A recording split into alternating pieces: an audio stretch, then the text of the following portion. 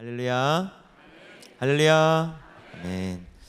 수련의 둘째 날이 밝았습니다. 오늘 하루 모든 집회와 과정 가운데 사방에서 불어오는 생기로 인해서 여러분의 영혼이 살아나시고 또 살아나야 할 모든 것들이 주 안에서 회복되는 은혜가 있게 되기를 주님의 이름으로 축복합니다. 이번 수련의 주제가 생기야 불어와 살게 하라이기 때문에 오늘 새벽 첫 시간 말씀으로 예수님께서 공생의 첫 사역을 시작하실 때 그 모습을 살펴보려 합니다. 왜냐하면 예수님께서 공생의 사역을 시작하시면서 생기가 예수님께 충만히 불어왔거든요. 그렇게 사역을 시작하셨거든요. 오늘 본문 예수님께서 공생의 사역을 시작하시면서 나사렛에서 취임 설교를 하셨습니다. 이 설교를 하시면서 주의 성령이 내게 임하셨으니 라고 선포하셨습니다. 오늘 본문이 이제 나사렛 취임 설교라고 이름 붙일 수 있는 말씀인데 이 설교를 통해서 예수님은 성령이 임하셔서 사역을 시작하셨고 성령께서 충만하셔서 사역을 그렇게 시작하셨음을 밝히셨습니다. 이 설교는 또 이렇게 성령 충만한 가운데 사역을 시작하신 것은 우리에게 너무나도 중요합니다. 왜냐하면 예수님께서 전 사역을, 전 일생을 그렇게 성령 충만한 가운데 계셨지만 성령 충만할 때, 생기가 불어올 때 어떤 일이 일어나는지를 예수님께서 보여주셨기 때문입니다. 성도인 우리의 구원과 직접 관련이 되는 내용들이고요. 또 이 땅에 세우실 교회의 사명이 무엇인지도 정확하게 가르쳐 주신 내용들이기 때문에 너무 중요합니다. 오늘 본문의 예수님의 나사렛 취임 설교 말씀을 통해서 성령이 충만할 때, 성령이 불어올 때, 생기가 충만할 때 어떠한 일이 일어나는지를 잘 살펴보고 이번 모든 수련회 가운데와 이후의 모든 인생 가운데 성령 충만함에 놀라운 영적인 회복의 은혜를 누리며 살아가는 저와 여러분의 복된 삶이 될 수 있기를 축복합니다. 오늘 본문의 말씀을 세 가지 정도로 정리해서 말씀을 나누겠습니다. 첫 번째는 예수님께서 이 설교를 통해서 복음의 대상이 누구인지를 잘 말씀해 주셨는데요. 18절 말씀을 같이 한번 읽어보시겠습니다. 18절 상반절 시작. 주의 성령이 내게 임하셨으니 이는 가난한 자에게 복음을 전하게 하시려고 내게 기름을 부으시고 나를 보내사. 아멘. 가난한 자에게 복음을 전하게 하시려고 주의 성령께서 기름을 부으시고 나를 보냈다, 이렇게 말씀하셨습니다. 생기가 충만하신 예수님께서 누구를 위해서 오셨는지, 복음의 대상이 누구인지를 정확하게 말씀해 주셨죠. 가난한 자에게 복음을 전하게 하시려고 나를 기름을 부으시고 나를 보냈다. 그러니까 복음의 수혜자가 되기 위해서는 이 사람이 돼야 되는 거죠. 가난한 자. 가난한 자가 누구일까요? 오늘 본문에서 말씀하시는 가난한 자는 경제적으로, 재정적으로 가난하다는 것만을 말하지는 않습니다. 이 가난하다라고 번역된 단어는 프토코스라는 단어인데, 이 단어는 가난하다라는 말도 되지만 또 구걸하다라는 뜻도 있습니다. 구걸하다. 여러분, 누가 구걸할 수 있을까요? 여러분, 구걸해 보셨습니까? 구걸? 자신이 부족하다 느끼면서 그거를 간절히 얻고 싶은, 체험받고 싶은 마음이 그 상황을 뛰어넘어 버리는 사람이 구걸까지 할 수 있는 거죠. 부끄러움과 자존심까지 다 내려놓을 수 있을 정도로 간절하고 절박한 사람이 구걸까지 할 수 있는 겁니다. 바로 가난함은 없는 상태만을 말하는 것이 아니라 이런 간절함과 절박함이 있는 그런 상태를 말하는 겁니다. 여러분 아시다시피 마태복음 예수님께서 5장에 산상설교를 하셨죠. 산상보험 말씀을 시작하시면서 처음 말씀하신 것이 팔복에 대한 말씀이었습니다. 그 팔복 중에 또 가장 처음 말씀하신 것이 가난한 자에 대한 말씀이었습니다. 마태복음 5장 3절에 심령이 가난한 자는 복이 있나니 천국이 그들의 것입니다, 이렇게 말씀하셨죠. 여기에서 쓰인 심령이 가난하다 했을 때 이 가난한 자도 똑같이 푸토코스입니다. 특별히 마태복음에서는 심령이 가난하다라고 표현했는데 이 심령은 in spirit, 영적인 부분을 말하는 겁니다. 심령이 가난한 자는 영적인 부분에 있어서 부족하다고 느끼고 그거를 체험받고 싶어서 구걸까지 할 수 있는, 구걸까지라도 할 만큼 간절히 원하는 자는 복이 있다, 이렇게 말하는 거죠. 그러니까 심령이 가난하다는 거는, 심령이 가난한 자는 복이 있다, 그만큼 구걸할 만큼, 간절히 체험받기 원하여서 절박할 만큼 예수님께 나아가는 그런 마음이 있는 자는 복이 있다. 왜냐하면 예수님께서 그 간절함의 빈자리에 천국을 채워오실 것이기 때문이다, 이런 말씀인 겁니다. 사랑하는 성도 여러분, 저와 여러분에게 이런 가난한 마음이 있기를 축복합니다. 예수 그리스도가 필요하지 않은 사람 한 사람도 없습니다. 그러나 모두가 절박하고 모두가 간절하고 예수님을 향하여 모두가 간절한 마음, 원하는 마음을 갖고 있는 것 아닙니다. 부요하신 예수님 앞에 그분을 향하여서 한없이 가난한 자, 간절함과 절박한 마음이 있어서 예수님으로부터 풍성한 복음의 은혜를 받아 누리며 사는 저와 여러분 되시길 바라고, 이번 수련회 되실 수 있기를 주님의 이름으로 축복합니다. 두 번째로 복음의 내용이 어떤 건지를 말씀하셨는데 18절, 19절 말씀을 같이 한번 읽어보시겠습니다. 시작.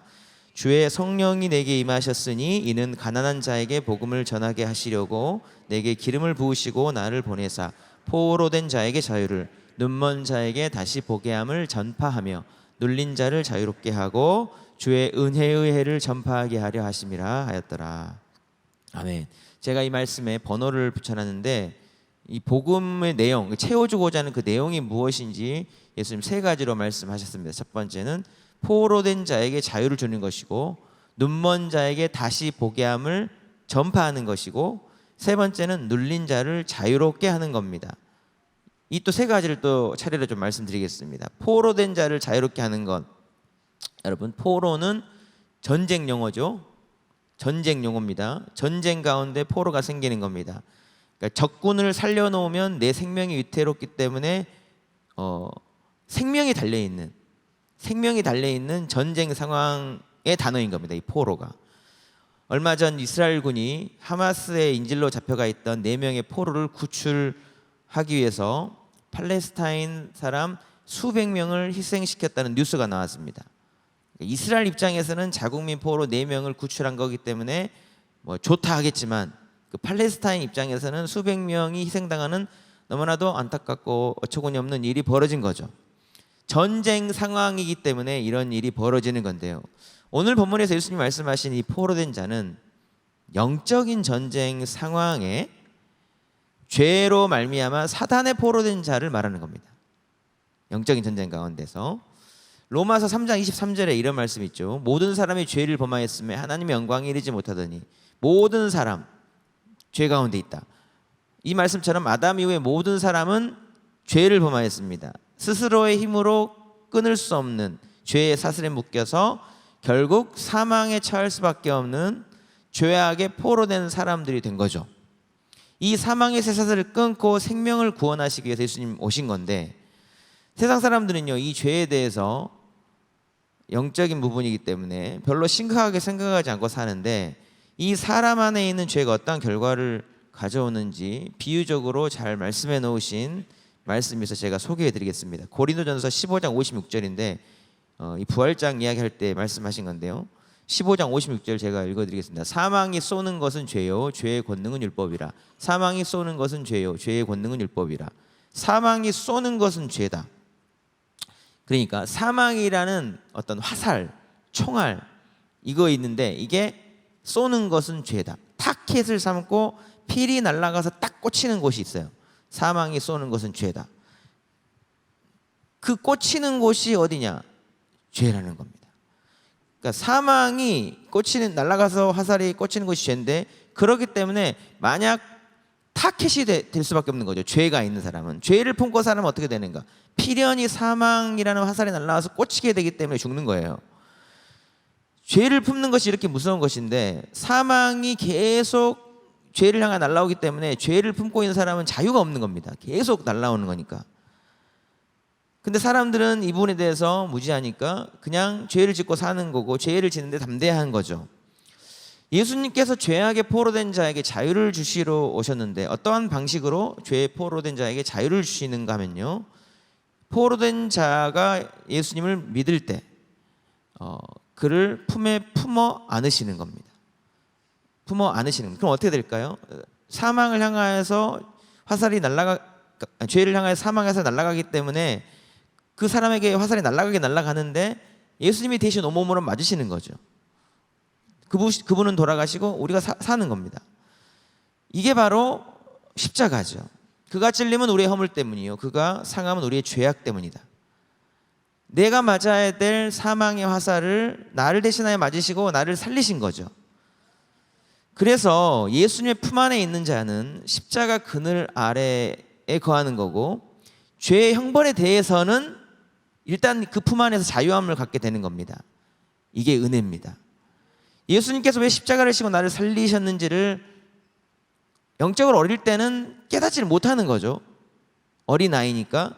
그렇기 때문에 그냥 은혜를 모르며 사는데, 예수님께서 왜 십자가를 지고 나를 살렸는지 아는 자는 그때 이제 감동을 하게 되는 거고, 그 놀라운 변화를 경험하게 되는 거고, 주님을 위해, 주의 영광을 위해 살아갈 엄청난 동기와 힘을 얻게 되는 겁니다. 사랑하는 성도 여러분, 예수님은 포로된 자에게 자유를 주러 오셨습니다.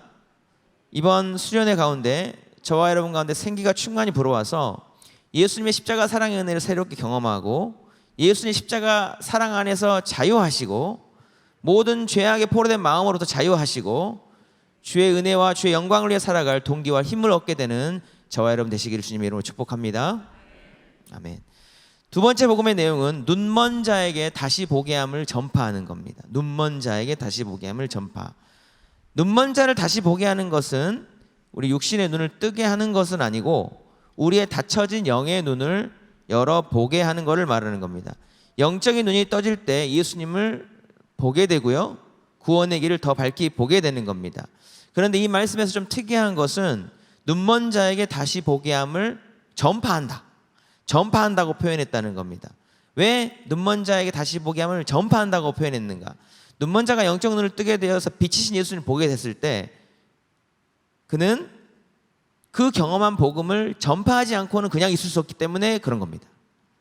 눈먼 자가 눈을 뜨게 됐을 때 그 보게 된 광경 때문에 그냥 있을 수 없는 거죠. 다시 보게 함을 전파하게 되는 것이고, 그 전파된 복음의 소식을 누군가가 또 듣고 또 영의 눈이 열리게 되고 또 전파하게 되고, 이제 이런 과정이 반복되는 겁니다. 이것이 많은 믿음의 사람들에게뿐만 아니라 특별히 바울에게도 있었던 일이었는데요. 여러분, 바울은 구약 성경의 말씀에 아주 능통한 사람이었습니다. 그런데 그 안에 있던 구약 성경의 많은 말씀들이 지식의 말씀으로만 존재했을 뿐 그에게 복음이 되지는 못했습니다. 그래서 그 말씀이 그를 교만하게 할 뿐이었고 자기 의에 사로잡혀 있었습니다. 예수님께서 빛을 비춰 그의 영적인 눈을 뜨게 하기 전 그는 영적인 맹인이었기 때문에 그가 하는 일은 예수님을 믿는 사람을 잡아오게 가두고 핍박하고 하는 일에 앞장서고 있을 뿐이었습니다. 방향이 잘못되어 최악의 일에 쓰임받고 있었죠. 하나님이 그를 쓰시기 위해서 어떻게 했는가? 영의 눈을 뜨게 하십니다. 그의 영안을 열기 위해 어떻게 하셨는가? 강한 빛을 비추사 그의 육신의 눈이 멀게 만듭니다. 맹인이 되게 한 거예요. 그리고 오직 그의 귀만 열어두십니다. 귀만 열어두시고 예수님의 말씀을 듣게 하셨습니다. 그 말씀은 지식의 말씀이 아니라 살아계신 예수님의 음성이었습니다. 사울아 사울아 네가 어찌하여 나를 박해하느냐. 예수님의 이 말씀은 그의 영의 눈을 뜨게 만들었고 영안이 열리자 그의 인생의 방향을 바꾸게 만들었습니다. 보아야 할 것을 보게 된 겁니다. 그리고 아나니아가 전한 말씀을 통해서 그의 영안이 열리게 하시는데요. 이 부분은 한번 같이 한번 읽어보도록 하겠습니다. 사도행전 9장 17절 18절 말씀입니다. 아나니아가 떠나 그 집에 들어가서 그에게 안수하여 이르되 형제 사울아 주고 내가 오는 길에서 나타나셨던 예수께서 나를 보내어 너로 다시 보게 하시고 성령으로 충만하게 하신다 하니 즉시 사울의 눈에서 비늘 같은 것이 벗어져 다시 보게 된지라. 일어나 세례를 받고. 아멘. 아나니아를 통해서 안수하시고 하신 말씀, 예수께서 나를 보내어 너로 다시 보게 하시고 성령으로 충만하게 하신다. 이 말씀을 듣고 나서 즉시 사울의 눈에서 비늘 같은 것이 벗어져 다시 보게 되었습니다. 그러니까 쉽게 말하면은 육신의 눈이 닫혔다가 예수님의 음성을 듣고 영의 눈이 열리자 다시 육신의 눈을 뜨게 해주신 거죠. 완전히 달라진 상태가 된 겁니다. 여기서 정말 중요한 바울의 영적 상태가 기록되어 있습니다. 성령으로 충만하게 하신다. 바로 이겁니다. 바울 안에 있는 많은 말씀들이 지식의 말씀에서 그치는 것이 아니고 바로 이것 때문에 성령 충만함의 은혜로 인해서 영의 눈을 여는 복음의 말씀이 되었던 거고, 우리 안에 있는 많은 지식의 말씀들이 우리 영의 눈을 여는 복음의 말씀이 되기 위해서는 성령 충만함의 은혜가 필요하다는 겁니다. 생기가 필요하다. 사랑하는 성도 여러분, 이번 수련을 통해서 생기가 충만히 불어올 때 저와 여러분의 영적 눈이 활짝 띄어진 은혜가 있게 되기를 축복합니다. 그래서 중요합니다. 영의 눈이 열리기 위해서는 먼저는 우리 안에 지식의 말씀이 있어야 돼요. 하나님 말씀이 있는 것이 먼저는 중요하고, 성령 충만의 은혜가 또한 같이 필요한 겁니다. 어제 저녁에도 김은성 목사님 통해서 귀한 말씀을 주셨는데, 그런 말씀들이 우리 안에 들어와서 새겨질 때, 거기에 성령의 바람이 확 불 때 우리 영의 눈이 열려서 보아야 할 것을 보게 된다는 겁니다. 오늘 수련의 이틀째입니다. 오늘하고 내일 이틀 동안 여러분, 저와 여러분 안에 가난한 마음 주시고, 그 가난한 마음 가운데 주의 말씀이 채워진 은혜가 있게 되기를 바라고, 성령의 생기가 충만히 불어올 때 저와 여러분의 영의 눈이 활짝 열리게 되고, 우리의 영의 눈을 열어서 다시 보게 함을 전파하는 복의 사람으로 거듭나시고 쓰임받게 되기를 주님의 이름으로 축복합니다. 세 번째 복음의 내용은 눌린 자를 자유롭게 하는 겁니다. 눌린 자를 자유롭게 한다. 여러분, 눌려보셨습니까? 무엇인가에? 꼭 눌려보셨어요? 만일 무엇인가에 눌려 있다면 그는 이미 자신의 힘으로 그것을 이겨낼 수 없는 그 내적 외적 힘에 이렇게 딱 짓눌리고 있는 상황일 겁니다. 오늘 본문에서 눌렸다는 것이 구체적으로 어떤 정도의 힘으로 눌려 있는 것인가? 오늘 본문에 이 눌렸다는 헬라어 원어를 찾아보니까 뜨라우어라는 단어를 사용하였는데요, 이 단어는 눌리다, 누르다, 압박하다 이런 수준의 단어가 아니고요, 너무 완전히 세게 눌려서 break in piece. 여러분, 이거 컵이 있는데 이거 적당하게 누르고 있으면 안 깨지죠? 제가 이거를 눌러서 깨질 힘은 없으니까 누를 수 없는데, 유압기로 세게 빵 누르고 있으면 이게 어떻게 됩니까? 팡 터질 겁니다. 그런 겁니다. break in piece. 완전히 세게 눌려서 으스러진 상태. 적당히 누르면 압박만 받게 되지만 그 압박을 견딜 힘 이상으로 누르면 부서져 버리는 겁니다. 이는 우리의 정신도 육체도 영혼도 다 포함되는 일이기도 합니다. 단단한 뼈도 견딜 수 있는 힘의 한계를 넘어서 힘이 가해지면 골절이 되거나 으스러지는 거죠.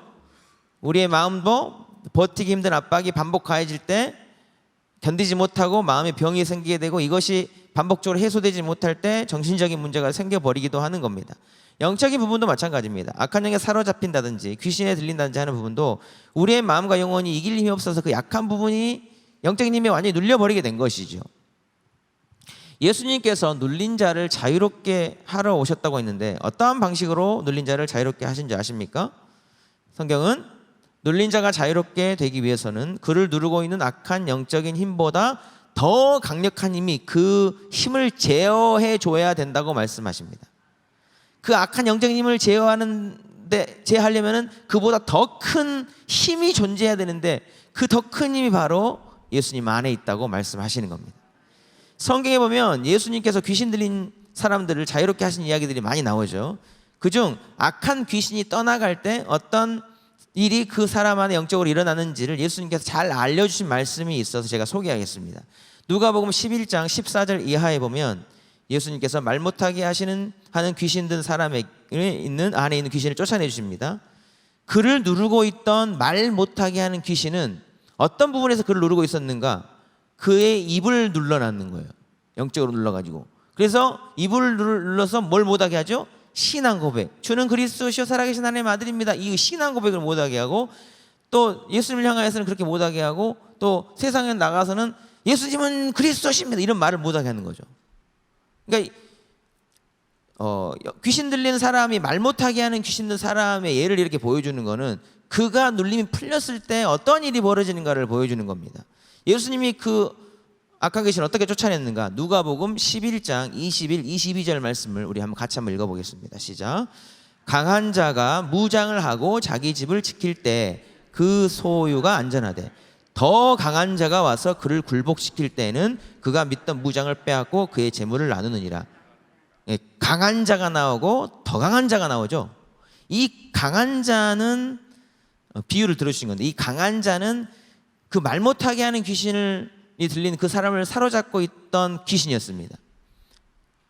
그 강한 자가 그 강한 힘으로 그 사람을 누르고 있었을 때는 그 귀신에 사로잡혀 이렇게 말을 못하고 있는 거죠. 그런데 그보다 더 강한 자, 누구예요? 하나님의 아들 예수 그리스도께서 그 강한 자를 굴복시켰습니다. 악한 귀신을 끄집어냈습니다.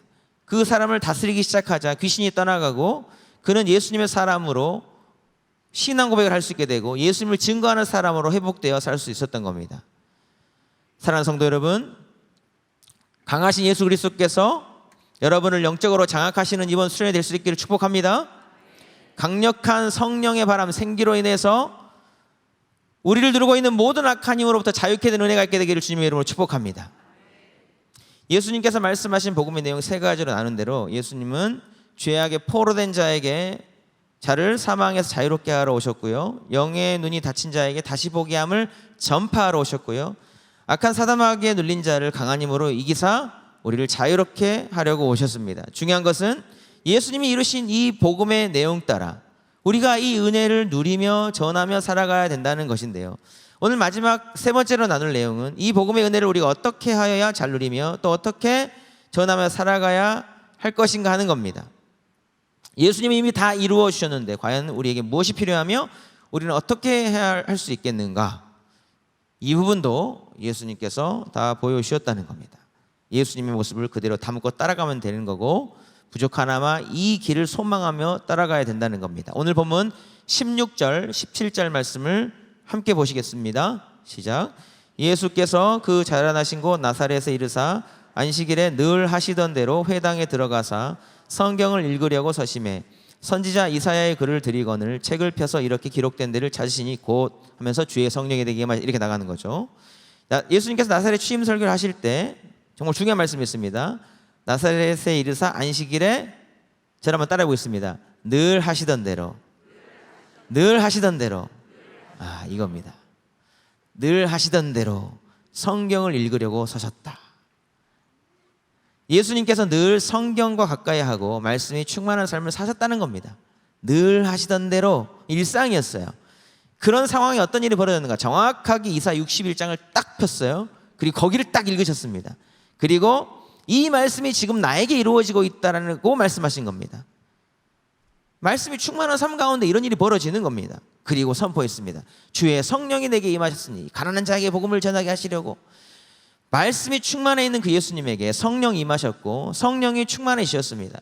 그렇기 때문에 나는 누구인지, 왜 하나님께서 나를 이 땅에 보내셨는지를 아는 겁니다.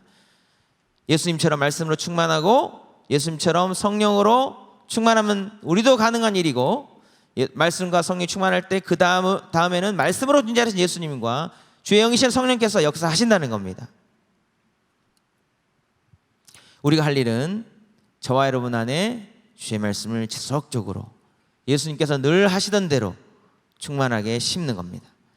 우리 안에 들어와 있는 그 말씀이 영적인 재료가 되어서 우리 안에 성령이 불러 타오르도록 성령 충만함의 은혜를 간구하는 겁니다. 말씀이 우리의 육신의 정욕을 이기게 하는 겁니다. 성령의 은혜를 사모하는 겁니다. 말씀과 성령이 충만한 성도와 교회가 되기만 하면 하나님이 역사하시는 겁니다. 사랑하는 성도 여러분, 하나님의 말씀과 주의 성령으로 더욱 충만한 성도와 교회 되시기를 축복합니다. 이번 수련회가 그런 영적 부흥이 일어나는 수련회 되기를 바랍니다. 수련회 이틀 남았는데요, 이것을 위해서 더욱 기도합시다. 하나님 아버지, 영적으로 가난한 자 되게 하시고 그 가난한 그곳에, 간절한 그곳에 말씀과 성령으로 충만히 채우셔서 예수님께서 하신 복음의 일, 포로된 자에게 자유를, 눈먼 자에게 다시 보게 함을 전파하며 눌린 자들을 자유롭게 하는 그런 은혜가 우리 가운데 있게 되기를 바랍니다. 이런 마음으로 기도하시고, 그래서 주의 은혜의 해를 선포하는, 그리고 복되게 누리고 전하여 하나님께 영광 돌리는 그런 귀한 은혜를 누리며 살아가는 저와 여러분 될 수 있게 되기를 주님의 이름으로 축복합니다. 사랑의 하나님 아버지, 수련의 둘째 날을 시작하게 하신 것 감사드립니다. 하나님께서 계획하시 준비하신 이 수련을 통해서 우리 가운데 주의 생기가 충만하게 불어와서 살게 하신 역사가 있게 될 줄로 믿사오니 우리 가운데 은혜를 베풀어 주옵소서. 가난한 마음을 허락하셔서 간절함과 절박한 마음으로 주님을 바라볼 수 있도록 인도하시고 그 간절함과 절박함의 빈자리에 주님 말씀으로 채워주시고 새롭게 되는 회복의 역사로 그렇게 채워지는 놀라운 은혜가 있을 수 있도록 함께하여 주옵소서. 성령으로 충만하여서 예수님 때문에 죄로부터 자유함을 누릴 수 있도록 인도하시고 우리의 눈이 활짝 열려서 다시 보게 함을 전파하는 자로 변화될 수 있도록 인도하시고 강하신 성령님께서 예수님께서 우리를 영적으로 장악하심을 말미암아 모든 눌린 것으로부터 자유케 되는 놀라운 회복의 순례가 될 수 있도록 주님 축복하여 주옵소서. 오직 하나님께서 하실 일들인 것을 기억하면서 은혜를 갈망하며 나아갈 수 있도록 인도하시고 주님 바라보면서 은혜 받고 또 하나님께 온전히 영광 올려드릴 순례 둘째 날과 이후의 모든 시간이 될 수 있도록 함께하여 주옵소서. 오늘 되어지는 모든 일 가운데 함께 하시고 특별히 섬기시는 분들 가운데 함께 하시고 참여하는 우리들 마음 가운데 함께 하셔서 아버지 하나님 간절한 마음 허락하시고 사모하는 마음 허락하시고 아무런 불미스러운 일 어려운 일 당하지 않도록 인도하시고 섬기시는 모든 분들 가운데 기쁨이 충만케 하심으로 이 순례를 잘 섬길 수 있도록 인도하시고 오직 우리 가운데 은혜가 부어지고 하나님만 영광 받으시는 귀하고 복된 순례 둘째 날이 될 수 있도록 함께하여 주옵소서. 특별히 저녁 말씀 선포하신 이수 목사님 성령으로 기름 부으시사 갈급한 심령들 가운데 꼭 필요한 말씀으로 정말 채워주시고 축복의 통로로 사용하사 이 순례가 더욱 하나님께 영광 올려드리고 생기가 불어와 살게 하는 그런 놀라운 순례가 되는데 귀한 축복의 통로로 쓰임 받을 수 있도록 함께하여 주옵소서. 첫 시간부터 마지막 시간까지 온전히 맡겨드리오니 주의 성령께서 함께하여 주시고 오직 우리 가운데 내가 충만하고 하나님 영광 받으시는 귀하고 복된 순례 될 수 있도록 주님 은총 베풀어 주시옵소서. 이제는 우리 주 예수 그리스도의 크신 은혜와 우리 아버지 하나님의 영원하신 사랑하심과 성령님의 교통하심과 함께 하시는 종이 순례 둘째 날 참여하는 귀한 성도들 머리 위에와 순례 모든 프로그램과 진행 과정 위에와 또 성도들의 영혼과 이 모든 순례 집회 위에와 이 모든 시간들 위에 이제로부터 영원토록 함께 하시기를 간절히 축원하옵나이다. 아멘.